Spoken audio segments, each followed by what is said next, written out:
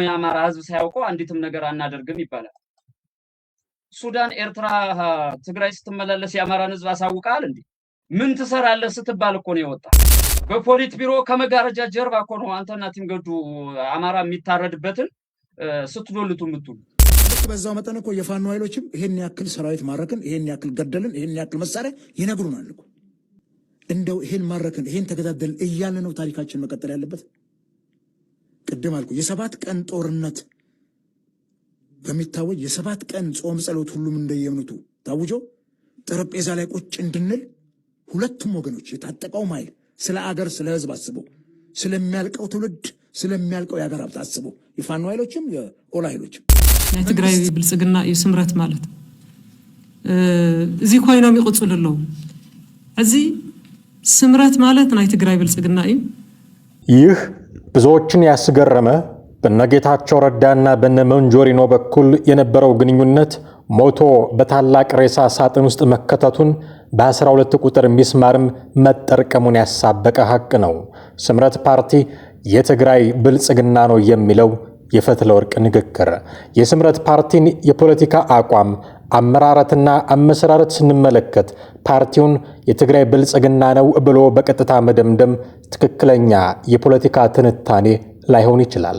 ሆኖም ግን በክልሉ ካሉ ሌሎች ተፎካካሪ ፓርቲዎች በተለየ መልኩ ከፌደራል መንግስቱ በተለይም ከብልጽግና ፓርቲ ጋር ባለው የተቀራረበ የፖለቲካ አሰላለፍ ምክንያት ይህንን አይነት ትችት ወይንም ማስተያየት የሚሰነዝሩ ወገኖች ቁጥራቸው ቀላል አይደለም። ስምረት ፓርቲ በኢትዮጵያ ብሔራዊ ምርጫ ቦርድ በህጋዊነት የተመዘገበና ራሱን የቻለ ክልላዊ ፓርቲ ነው። ከብልጽግና ፓርቲ ጋር ምንም አይነት ይፋዊ ውህደትም ሆነ የመዋቅር አንድነት የለውም። የራሱ የሆነ የአመራር አካል ደንብና ፕሮግራም አለው። ስምረት በተለይ በትግራይ ክልል ውስጥ ካሉና ከመገንጠል ወይንም ከከረረ ብሔርተኝነት ይልቅ የትግራይን ህዝብ ጥቅም ማረጋገጥ የሚቻለው በጠንካራና ፍትሃዊ የኢትዮጵያ መዋቅር ውስጥ ነው የሚል አቋም ያራምዳል። ይህ አቋሙ ከብልጽግና ፓርቲ የመደመርና የሀገራዊ አንድነት ተረካ ጋር በእጅጉ ይመሳሰላል።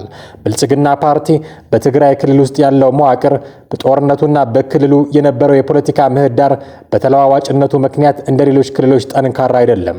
ስለዚህ ስምረት የብልጽግናን ሀገራዊ የፖለቲካ መስመር የሚደግፉ ነገር ግን በትግራይ ማንነት ላይ የሚንቀሳቀሱ ሰዎችን የሚያሰባስብ አማራጭ ሆኖ ይታያል። ታዲያ የትግራይ ብልጽግና የሚለው ትችት ከየት መጣ? በትግራይ ክልል ውስጥ ያሉ እንደ ህወሓት፣ ባይቶና፣ ሳልሳይ ወያንና ውናት ያሉ ብሔርተኛ ፓርቲዎች ስምረትን የፌደራል መንግስቱን አጀንዳ በትግራይ ለማስፈጸም የመጣ ተላላኪ ወይንም የብልጽግና ታናሽ ወንድም አድርገው ይከሱታል። ከፕሪቶሪያው ስምምነት በኋላ በክልሉ ጊዜያዊ አስተዳደር ምስረታና የፖለቲካ ውይይቶች ላይ ስምረት ከፌደራል መንግስቱ ጋር ሰላማዊ እና ገንቢ ግንኙነት ለመፍጠር የነበረው ዝግጁነት ይህንን ጥርጣሬ ያጠናክሮታል። ባጭሩ ስምረት ፓርቲ መዋቅራዊና ህጋዊ በሆነ መንገድ የብልጽግና ፓርቲ አካል አይደለም። ነገር ግን የሚያራምደው ሀገራዊ አንድነትን ያማከለ የፖለቲካ መስመርና ከፌደራል መንግስቱ ጋር ያለው የቀረበ አመለካከት በትግራይ ፖለቲካ ውስጥ የብልጽግና ተለዋጭ ወይም አጋር ተደርጎ እንዲቆጠር አድርጎታል። ሆኖም ግን ትግራይ ክልልን እንደ ሰማ ቀልጠው እንደ ብረት ቀጥቅጠው እያስተዳደሩ ነው ከሚባልላቸው ሰዎች መካከል አንዷ የሆኑት ወይዘሮ ፈትለ ወርቅ ገብረ እግዚአብሔር ወይንም ሞንጆሪኖ የጌታቸው ረዳውን ፓርቲ ስምረትን የትግራይ ብልጽግና ነው ሲሉ ሰይመውታል። ናይ ትግራይ ብልጽግና ይስምረት ማለት እዚ ኮይኖም ይቅጽልለው እዚ ስምረት ማለት ናይ ትግራይ ብልጽግና እዩ። ሙሉእ ንሙሉእ ብልጽግና ዝመርሖን ዝዞን ዘዋፍሮን እዩ። ብልጽግና ተባሂሉ ትግራይ ተኣቱ ብዙሕ ተቐባልነት የብሉን። ስምረት ብዝብል ደኾን ሽምና ቀይርና ናይ ብልጽግና ልኡኽ ንፍጽም ብዝብል እዮም አባላት ኮይኖም ማለት እዩ። እኚሁ አይነኬና አይደፈሬ ወይዘሮ ወደ 4 ኪሎ መሄድ አንፈልግም ሲሉም ተደምጠዋል። የራሳችንን እድል በራሳችን መወሰን ነው የምንፈልገው በማለት የፌደራል መንግስቱ በአሁኑ ወቅት ወታደሮቹን ከምዕራብ ትግራይ ወደ ምስራቅ ትግራይ ያሰማራ መሆኑን የህወሓት ጽሕፈት ቤት ኃላፊ ፈትለ ወርቅ ገብረ እግዚአብሔር ትናንት በሰጡት ጋዜጣዊ መግለጫቸው ላይ አስታውቀዋል። በትግራይ ቴሌቪዥን በተላለፈው በዚህ መግለጫ ላይ ኃላፊዋ አሜሪካ በአክራሪ የህወሓት አመራሮችና አባላት ላይ ጣለችውን የቪዛ እገዳ አስመልክተው የተናገሩ ሲሆን እገዳው በግለሰቦች ላይ ሳይሆን በህወሓት መሪዎች ላይ ያነጣጠረ ነው ብለዋል። ይሁን እንጂ ህወሓት በመሰረታዊ መሪዎቹ ላይ ፈጽሞ እንደማይደራደር አጽንኦት ሰጥተዋል። ፈትለወርቅ አክለውም የህወሓት አመራር ወደ አዲስ አበባም ሆነ ከኢትዮጵያ ውጪ የመጓዝ ፍላጎት እንደሌለው ለአሜሪካ ማሳወቃቸውን ገልጸዋል። የትግራይ ህዝብና የድርጅቱ ጥያቄ ራስን በራስ የማስተዳደርና የራስን ዕጣ ፈንታ በራስ የመወሰን መሆኑን የጠቀሱት ኃላፊዋ የአሜሪካ ጥቅም ሊረጋገጥ የሚችለው ህወሓትን በማስፈራራት ሳይሆን አብሮ በመስራት ብቻ እንደሆነ አስገንዝበዋል። የጥፋት እጃቸውን እየቆራረጥን ነው አሉ ጀነራሉ ከጎጃም። የሀገር መከላከያ ሰራዊት የምስራቅ እዝ በብር ሸለቆ ያሰለጠናቸውን ወታደሮች አስመርቋል። በምረቃ ስነ ስርዓቱ ላይ የተገኙት የምስራቅ እዝ አዛዡ ጀነራል መሐመድ ተሰማ የጥፋት እጃቸውን እየቆራረጥ ነው ብለዋል። የምስራቅ እዝን ገናና ታሪክና በህገ መንግስት የምትመራ ሀገራችንን እያጸና የመጣ ጀግና ሲሉ ያሞካሹት ሲሆን የኢትዮጵያን እድገትና ብልጽግና የማይመኙ የውስጥና የውጭ ኃይሎች ሲከፍቱ የነበረውን ተደጋጋሚ ጥቃት ከሌሎች የሰራዊቱ ክፍሎች ጋር በብቃት እየመከተ ኢትዮጵያን ያጸና እዝ ሲሉም ሞገሳቸውን አቅርበውለታል። ጀነራሉ አክለውም የኢትዮጵያን ሉዓላዊነትና ልማትን ለማስተጓጎል የሞከሩ ሲሉ የጠሯቸውን ኃይሎች የጥፋት እጃቸውን እየቆራረጥ ነው ብለው ተናግረዋል። አንጋፋው ፖለቲከኛ መንግስት ፋኖን በጦርነት ማሸነፍ አይችልም እያሉ ነው። የኢትዮጵያ መንግስትና የፋኖ ታጣቂዎች መካከል ያለው ግጭት እጅግ ውስብስብ፣ ስር የሰደደና ዘርፈ ብዙ በመሆኑ አንዱ ወገን ሌላውን ሙሉ በሙሉ ያሸንፋል ወይንም ማሸነፍ አይችልም ብሎ በቁርጥ መናገር አስቸጋሪ ነው።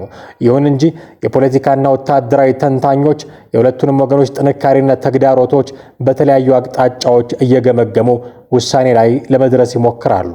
መንግስት መደበኛ መከላከያ ሰራዊት፣ የከባድ መሳሪያዎች፣ የአየር ኃይልና የድሮን ቴክኖሎጂ አቅርቦት አለው።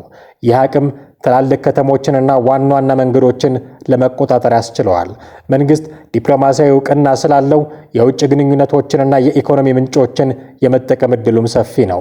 ሰፊ መልክዓ ምድር ባለው አካባቢ የደፈጣ ውጊያ የሚያደርግን ኃይል በመደበኛ ውጊያ ብቻ ሙሉ በሙሉ መደምሰስ ከፍተኛ የሰው ኃይል፣ ጊዜና የኢኮኖሚ ዋጋ ይጠይቃል። ፋኖች መደበኛ ያልሆነና የተበታተነ የውጊያ ስልት ስለሚከተሉ የመንግስትን ግዙፍ ወታደራዊ መዋቅር በቀላሉ ኢላማ እንዳይሆኑ ያደርጋቸዋል።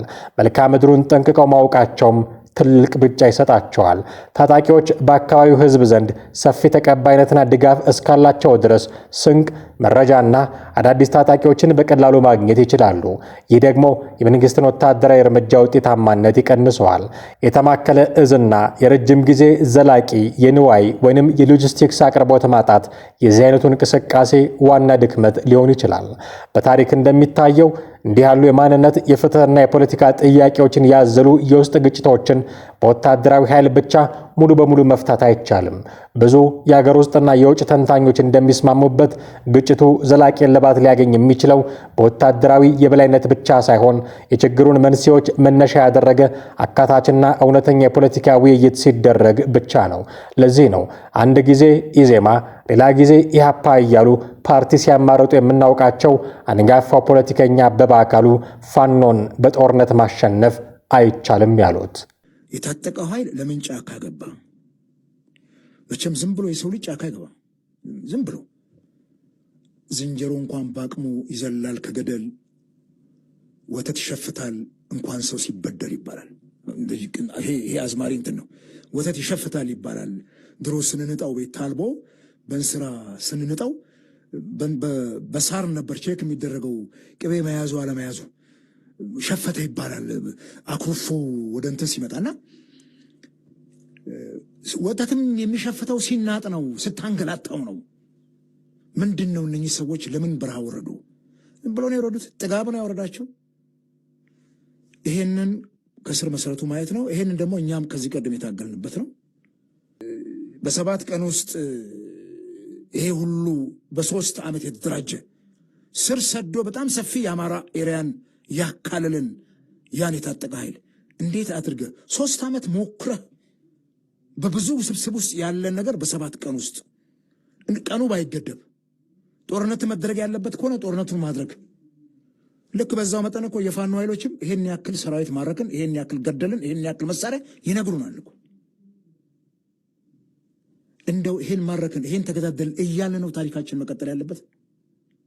ቅድም አልኩ የ7 ቀን ጦርነት በሚታወጅ የ7 ቀን ጾም ጸሎት ሁሉም እንደየእምነቱ ታውጆ ጠረጴዛ ላይ ቁጭ እንድንል ሁለቱም ወገኖች የታጠቀው ኃይል ስለ አገር ስለ ህዝብ አስበው ስለሚያልቀው ትውልድ ስለሚያልቀው የአገር ሀብት አስበው የፋኖ ኃይሎችም የኦላ ኃይሎችም መንግስትም አገር እያስተዳደረ ወደ ደህንነት አዘቀዝ መቀመቀስ የምትገባ አገር መምራት አይፈልግም። የታሪክ ተወቃሽ መሆን የለበትም። ሁለቱም አካላት በመካከላቸው ያለውን ችግር ለመፍታት ወደ ጠረጴዛ ማምጣት ነው። ይሄን ማድረግ ካልተቻለ ግን ጦርነት ብቻ በማወጅ በጦርነት በጦር መሳሪያ ብቻ ችግሩን እንፈታለን።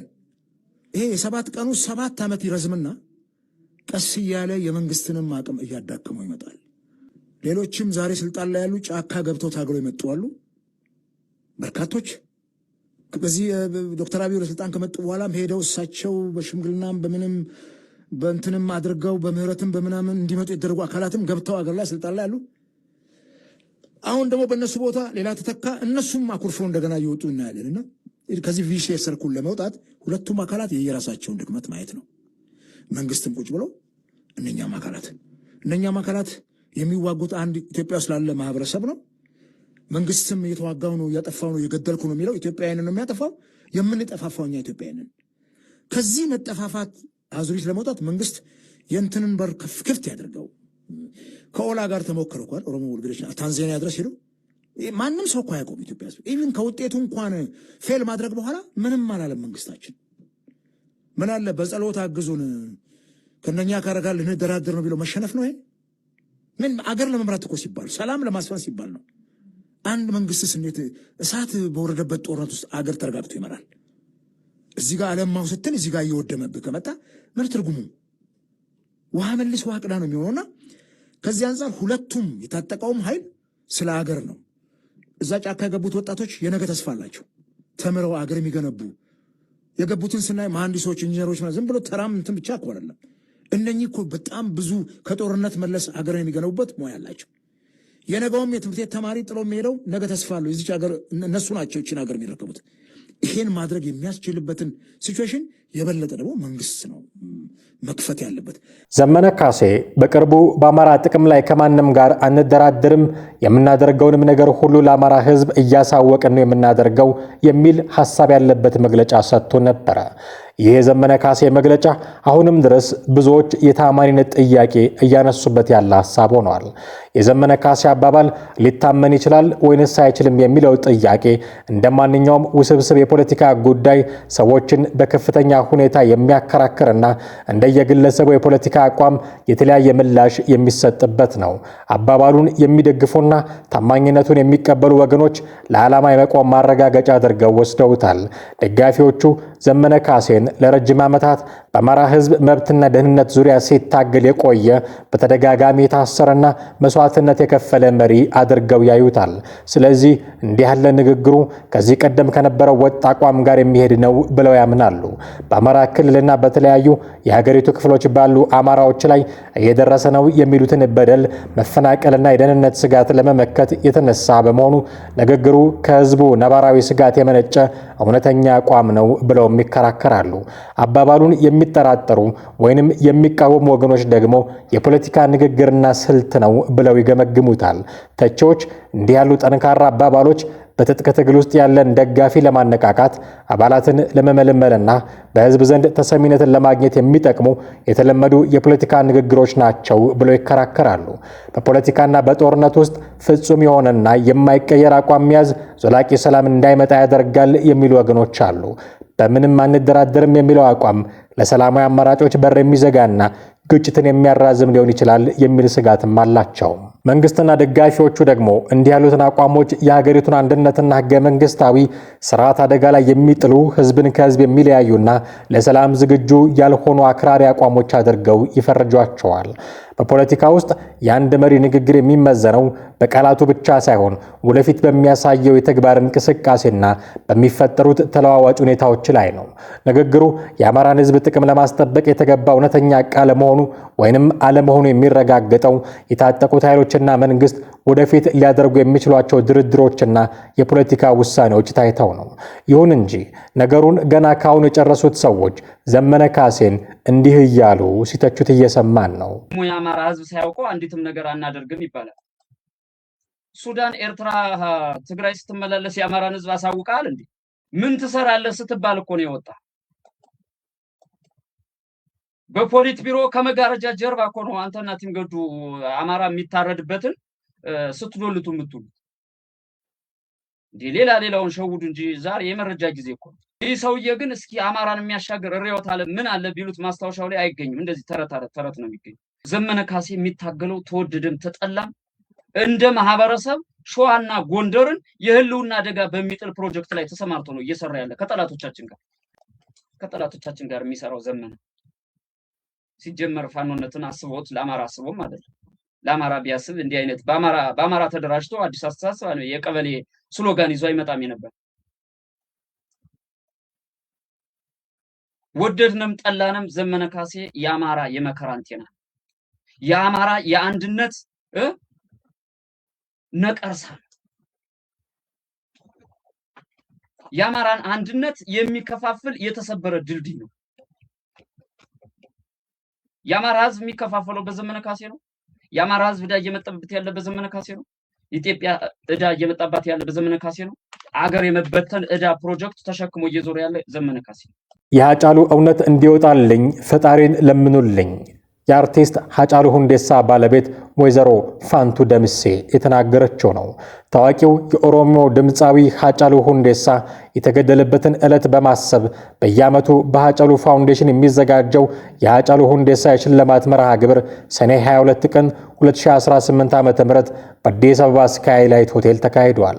በዚህ መርሃ ግብር ላይ የመክፈቻ ንግግር ያደረገችው የአርቲስት ሃጫሉ ሁንዴሳ ባለቤት ወይዘሮ ፋንቱ ደምሴ ከሃጫሉ ግድያ ጋር በተያያዘ እስካሁን እውነቱ እንዳልወጣና ፍትህም እንዳልተገኘ በመሬት ገልጻለች። ወይዘሮ ፋንቱ በንግግሯ መጀመሪያ ላይ የሃጫሉ ግድያ የተፈጸመበት ሁኔታ፣ አስክሬኑ የተገኘበት የተባለው ስፍራና የተገደለበት ቦታ ፍጹም የተለያየ መሆኑን በማንሳት ነው ንግግሯን የጀመረችው። ስለ ሁኔታው ስታስረዳም በመጀመሪያ ደረጃ ሃጫሉ እንደነሱ ወንድ ሳይሆኑ ከንቶችና ካዲዎች በሌላ ቦታ ገድለውት መኪና ውስጥ ተገደለ በማለት በላኳት ሴት ልጅ አማካኝነት በእኛ ላይ የሰሩትን ድራማ ሁሉ እንደ ሰው ሳይሆን በቸርነቱ ተሸክመን እንድንኖር ያደረገን እውነተኛው ፈጣሪ ከእናቱ ጋር ይመስገን እላለሁ ብላለች።